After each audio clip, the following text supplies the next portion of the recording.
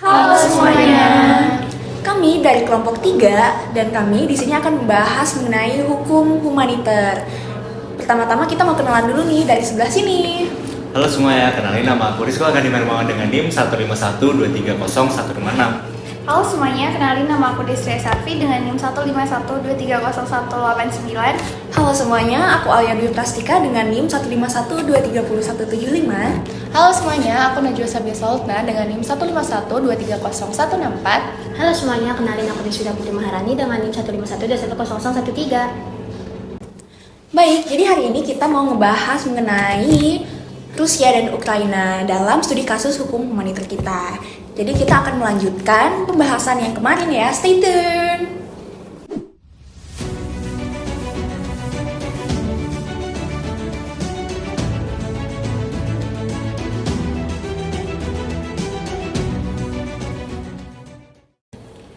Nah, oke teman-teman. Jadi kita di sini udah tahu semua kan ya kalau perang Rusia Ukraina itu tuh udah jadi isu global. Nah, perang antara Rusia dan Ukraina itu bukan hanya menyangkut antara dua negara aja, tapi juga menyangkut tentang hukum internasional.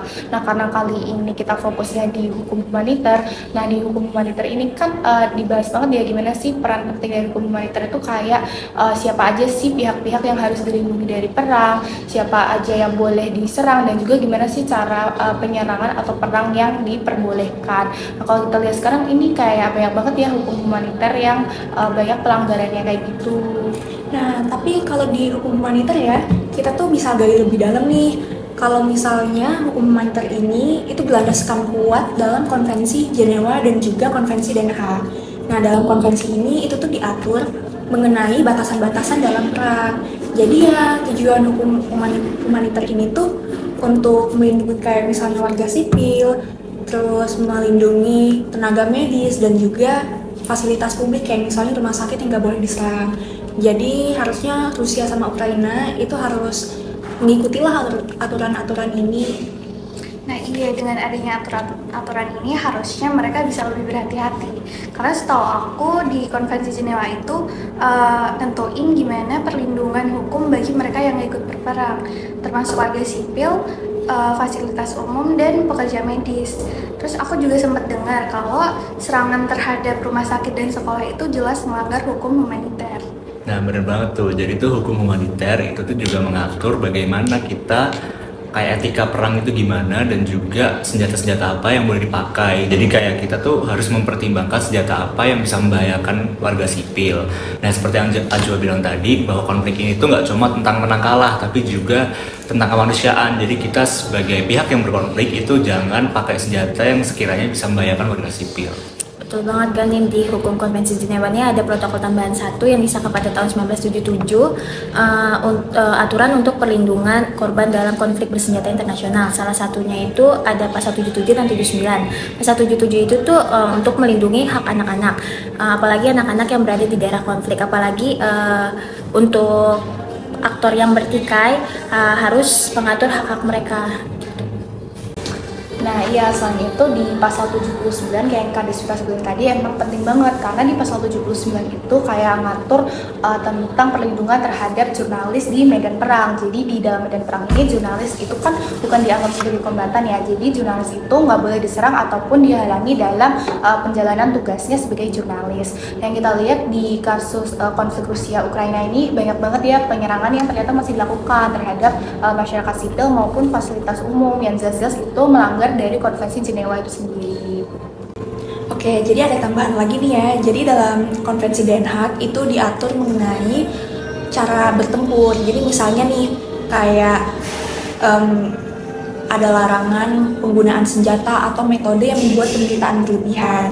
Jadi secara aturan internasional ini udah jelas banget ya diaturnya. Jadi ya dalam menjalankan konflik ini itu harus dijalani dengan mempertimbangkan yang namanya dampak terhadap orang-orang yang tidak terlibat. Jadi nggak cuma sekedar ingin menang aja. Nah benar banget Alia. Jadi pertanyaan yang bisa kita coba jawab di sini tuh, kenapa sih aturan-aturan yang udah jelas banget kayak gini masih bisa dilanggar, dan gimana biar hukum internasional tuh bisa benar-benar ditegakkan. Apalagi kalau kedua negara tuh sama-sama punya kekuasaan politik yang tinggi dan kepentingan politik yang rumit kayak Rusia dan Ukraina ini. Nah, benar banget tuh. Jadi kita tuh di sini jangan cuma berfokus pada Konvensi Den Haag dan juga Konvensi Jenewa. Kita juga harus melihat yang namanya peran PBB.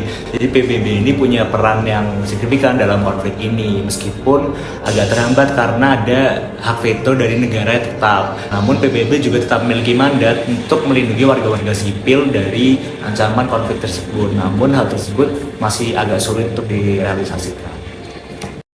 Intinya teman-teman, hukum humaniter itu bakalan selalu ada untuk membatasi kebrutalan perang. Dalam kasus Rusia-Ukraina ini tuh penting banget buat kita ingat dan paham bahwa aturan-aturan ini tuh bukan sekedar tentang kemanusiaan aja.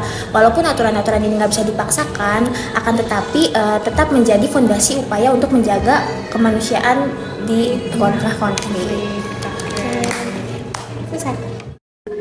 Nah, jadi tadi kita udah membahas nih lebih dalam mengenai hukum humaniter dan juga hubungannya terhadap studi kasus Rusia dan Ukraina.